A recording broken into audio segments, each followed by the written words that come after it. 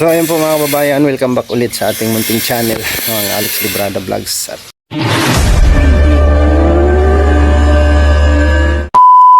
dito tayo ngayon sa kubo ni Dudong Ruel at ayan si Justin, alagang-alaga yung kanyang mga pananim. Diba? Ako yan, everyday. Pagka minahal mo yung tanim mo, ganyan kaganda guys. Yung talong niya. Grabe oh. Walang ka-damage, pura buyag. Pero, ilang puno lang to? 1, 2, 3, 4, 5, 6, 7. Tapos, 4 na puno ng kamatis. Ano mo na yan, sawa ka na yan. Ang kamatis niya oh. Guys, grabe. Talagang iniisa-isa. Hindi natin yan. Tinatanggal natin yung mga apits yun. Ganyan pala yan. Yung mga uhod yun sa ilalim. Pinasok na yan yung ganyan. Yan lang yan, pinipisa lang. Pero pwede nang tanggalin yan. Ano? Okay na ito tanggalin. Taba ng kamatis niya. Oh, kung mayroon kang 1 hektaryang ganyan, tapos ganyan kaganda na kamatis, o di kwartang linaw. Matalinaw yun. Oo, kwartang linaw yan. Tapos matsambahan mo yung 100 ang kilo. Okay. Ha-harvest ka ng 1,000 kilos. 100,000 ka na-harvest. Di ba? Ang ganda, di ba? Ito tayo magtanong ngayon ng init. Yung problema dito sa Camarines Norte kasi ano tayo ay nasisira yung tanim natin pag tag-ulan. Kaya kung gusto mong hindi ka mapilyor, itanim mo kamuti. Kamuti? Ito. Saan ka man dalahin? Oo, tumubo na yung kamuti natin. Tapos lilinisin ko pa yan dyan. Kailangan ng dilig. Tanggalin ko yan, may mga laman pa yan dyan. Oo, madami pa yan. Pero kailangan diligan mo muna ito ng diligan hanggat gumapang siya. Pag gumapang na siya, yun na yun, no? Tapos after 3 months, harvest na naman tayo, no? Pagbalik ko dito, matik na to. Harvest na naman tayo. O, di ba? Pangkain na naman. Oo. Pangkonsumo lang, di ba? Eh kung 3 months hindi uulan, tataniman ko lahat yan dyan. Padamihin mo yung asan na yung ampalaya? Hindi pa yan. Wala pa lang. Hanips na yan. Nakadalawang punla na ako. Talagang palpak. Ano siguro yung nabili ko? Sira na. Balitan mo na islis. Naghanap ako ng ipuan doon kahapon. Wala. Ano ka, harvest? Ano yung nabili ko? Hybrid na ano? Ano ba yung brand na yung... Oo. Ano ka, islis? Pero nga pala, okay lang naman siya dinadirect. Okay yan din na tayo. Okay. Pwede man i-direct ang ampalaya. Kaso, yung gusto mo na naka-well settled na yung roots niya, hindi ka naman magmumutag. Punla talaga. Ay wala na akong time pag magpunla pa ako kasi aalis na ako sa 2022. Luluwas na ako. Oo, luluwas na ako. Punta na ako sa sa Vietnam. Sa Vietnam ako pupunta. Doon ako magsaka. Bukataw doon lang yan. Oo. Alam mo ang Vietnam, tinuruan lang ng Pinoy yan mag-farming. Yung ano nila, yung bago ko, yung rice. Oo, palay. Pumunta yan dito, panahon ba? Para mag- Dito yan sila nag-practice ng ng pag-aaral. Oh. Saan ka? Ilaw palason taga. Panglason? Iyari mo gamit ko pati yung pagkas ko sa dugo. Baka ikaw yung malason yan pagka nagkamali ka. Hirap hanapin yan pag namatay ito. So, malalaman mo naman yan pag namatay. Tang mamaho man yan. Kaya nga, hirap hanapin. Kasi Ito, Jess, kailangan tanggalin mo to lahat yung damo dyan kasi titirahan ng yan ay. Oo, ang nagbilis siya. Kailangan malinis mo ng husto yan tapos dapat nakahangir. Hangin. Kasi dyan man sa yung niya pananim na sa dito yan sa plastic ilalim. bag. Sinalin nung kaysa may... Kaya sustain yan, Jess. Kaya niya, kaya nga every 3 days po ako Kailangan alagaan mo siya ng fertilizer. Oo. Kasi hindi ko ranas yung ganyan yung mga Pero sa nakaganito. kaibigan ko, yung kanyang Ito. pipino, may dalang ang malaking pipino dyan. Nasa taas. Kasi meron silang net na ang daming nasa taas. Nasa taas. Lampas tao. Ako pa naman dinidiligan yan. Ano nga gawa mo dyan? Alang-alangan niya sa puliya. naka-plastic din. Naka-plastic Ganito din. din. Nasa taas ng ano, pipino yun ha. Taas Kahangin. ng bubong. Kasi iniisip ko, yung ugat niyan, magsi-circulate lang yan dyan sa isang area. Yan lang paikot-ikot. Pero sustain naman yan. Pero kita nyo naman ang ganda ng ano niya, oh. Pagka-forma. Di ba? Sa ano din yan, sa social media, ang gamit ko kasi meron ako dyan ipot na manok. Ah, may ano ka talaga. Kinondisyon ko yung ano, yung... Kami nakaranas kami ng ganito, kamatis, bell pepper. Sa amin noon, nakatanim kami ng lawak na tanim.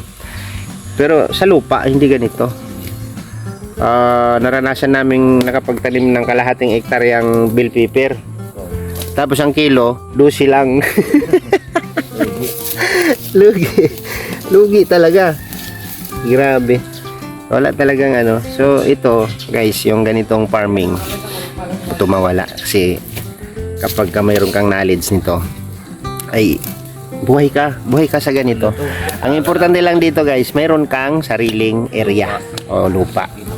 So any ano po part o anong klaseng any kinds of ano gulay like ito, kamatis, napakaano ito. Hindi man kasi Pagkakamatis ngayon. nagamit yan ay no? Yung talong, pag natsambahan mo yan, dito ang mahal ng talong dito. Maganda nga magtanim dito, talong area lang kailangan. Tapos dapat maganda irrigation. Kung sabihin kong ganito lang yung tanim mo, di ka rin makapalawak kasi nakalagay lang sa dyan, wala kang area. Diba? Hirap. Pero kung meron ka mga 5 hektarya, tapos ganito yung project mo, ang laking kapital nun. Oh, pero wag lang maanuhan ng bad weather, no? Bad weather lang talaga kalaban dito sa Camarines Norte. Kaya iniisip ko dito yung mga palaban na tanim. Ngayong tag-init. Laban niya sa init ulan. Yung, Talong niya. oh, yung talong. Yung sili ang ano ay Sensitive, no? sili kamatis. Sili kamatis, nangungulubot ka agad yan pag walang ano, init. O di ba? Ganun lang ka ano, pag dumiskarte ka lang sa buhay, no? Gandang tingnan yung ano ni Justin, no? Ayun siyang maliit na greenhouse diyan. Tapos pagka hindi pa rin tumubo yung last kong ano ampalaya, dalhan mo ako doon. Sige walang problema. Bala na si ano, ano mo na lang kay Glyza kung Ano kay ate? ano mo na lang sa kanya. Instruct mo na lang sa kanya kung ano, kasi nandun naman na yung taniman, isang hilira. Estimate ko doon mga ano ay 15 puno. Hindi po no. Ganito ang distansya. Ganito. Ganyan sa talong ang distansya, ganyan sa talong. Sige, lang kita doon. Pagka ano na, tapos iano mo na lang. Simula pa lang magtubo ay. O ilang araw lang yon. 15 days pwede naman i-transfer yon. Di ba? Depende sa ano, pag may tulis na. So mag-stay ako dito ngayon kasi lawak ng galing ko, oh. Yan, oh. So maraming na panibago dito, tumubo na siya, oh. O di ba? Panibagong tanim. Kamuti yan. Pakinabangan natin yan after 3 months. Pa naman ang bunga. Ka-harvest na naman tayo ulit. Ito yung inano kong variety kasi maganda siya. Magandang magbunga. Yung pula kasi parang panggulay lang yata yung pula. Wala talaga akong nakitang malalaking bunga niyan. So, pag nalinis ko yan mamaya, marami pa akong makukuha dyan, no? Pero bago yan, ayusin ko muna yung tubig. Kasi hirap sa pagdilig ay. Nawasa pati yung gamit ni Justin. Nawasa. So, ito. Ayusin natin ito. Yan akong kinuhang, ano, nakabili tayong ano kasi may gripo, magagamit pa yung gripo na yan. Solvent. Tapos Teflon wire. Grabe, oh. Damo na naman dito. Uy, kumusta? Oh, may bagong tuta na naman kayo. May bagong tuta na naman kayo.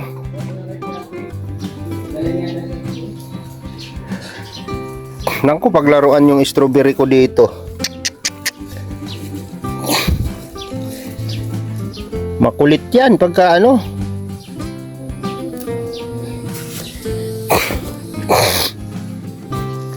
I-pull out ko na lang to dito, Jess. Ano? I-pull out ko na lang tong strawberry ko. Paano pulaw? Galing ko doon sa ano. Pwede. Kasi baka ano, initan. Hindi, may area doon na ano. Okay lang naman naka-expose yan. Pag nasobra. Huwag lang ano, basta mayroong, o tingnan mo, nilalaro na. Ay, wala na.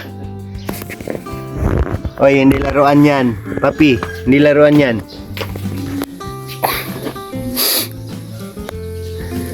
Grabe yung kangkong, oh. Ang taba ng kangkong. Kakapunin ko lang yan. Dami. Dinaanan ko na yun ng ano, grass cutter pambira. Ayun na naman. Hindi yan na mamamatay hanggat hindi mo binubunot. Tanggalin ko yung gabi ko. Ilipat ko yan. Maganda yan, violet yan. Yan pula. Oo, purple na ano yan. Gabi. Lipat ko yan dun sa ano. Ano mas masarap ba na kangkong? Yung ganyan o yung ano? Kahit ano naman, basta kangkong, wala namang problema. Ang kangkong kasi mayroong red. Mas masarap yung sa tubig yan. Ito sa tubig man to. Tubig yan? Oo. Bata sa lupa. Hindi, sa tubigan to. Tumutubo lang talaga siya. Uy, grabe yan. Dito guys, kumpletong baita. Oo, galing yan sa CR eh. Sakto lang. Ano, nutrients. Tapos may manukan dito, oh. O, di, kumpleto na yan dyan. Halo-halo na yan dyan. Ipot. Tapos galing sa siya. Wala naman yan ang proseso na yan. Ha? Safe na yan, wala na proseso na yan. Na-filter na ba yan? Nagkang alaman. Galing cemetery yun. Oo, ang problema nito, pag nag-K, ay, ang ganda ng dahon. Pero hindi nyo alam, nandito lang siya sa ano, gilid-gilid. Hindi niya matataba eh. Oo, ganda oh. Sarap. Pero wala man ito. Pwede ito. Yan. Mamaya, mag-harvest ako dito. Sarap yan sa ano. Sa Tapos, dadalhin ko dun sa ano bahay. buwan. Ano, sigang. Adobo. Ay, sus. Panalo yan. Gusto na yata nilang pumasok sa bahay. Oh. Nangano sila, sabi ito. Nagiging po. Siyempre, ano yan ay, gumagapang talaga yan. Galing nila gumapang. Bawat gapang yan, ugat. Bilis pati. Ito, 3 weeks lang. Anong pag-ano ko dito. Ngayon na naman sila. Di ba gapang?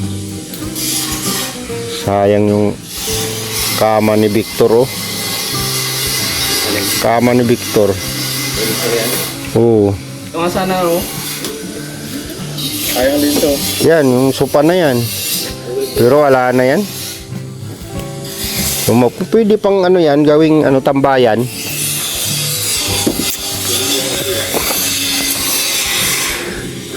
Alright. Ayusin natin yung tubig para may pangdilig tayo. Ito pangdilig. Wala tayong pangdilig ay. Ito kasi, galing ito sa ano, tuo balon. Ginawa na tubig dito. Share na lang tayo sa kuryente kung malaki yung bill ni Justin, no? Pa ilan yung ano natin, kasi kukonsumo tayo ng kuryente dito. Ayusin ko lang tong tubig. Putol. Sino nakaputol nito? Ang problema nito ano, walang lagari ng bakal. Meron dyan? Hanapin mo nga.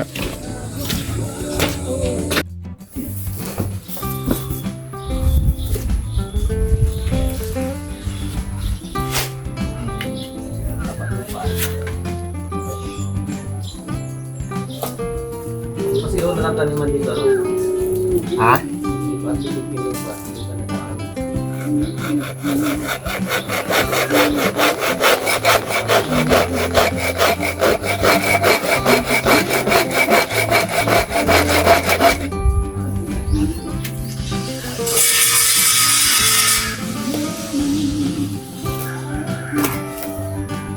Ang nagtiliyo dyan, Josh?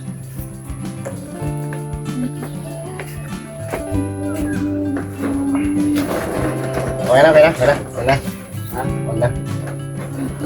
Isa. Sabi nilang lumulutong. Hindi man lumulutong ito. Talagang nahila yan. Kaya naputol. Ano malutong yan eh? May tubig sa loob yan. Baka may papalit tayo ng hose. Ha? Kaya hindi nabibuild eh. Kaya nga, matigas yan. Pabili ako. Kaya ko mga doon. Kahit pang top lang, yung pang simula lang dyan. Sa mga sulod na ito.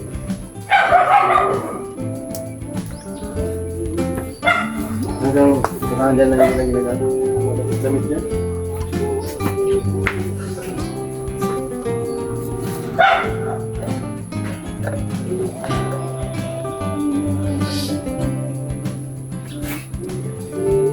Tigas naman ito.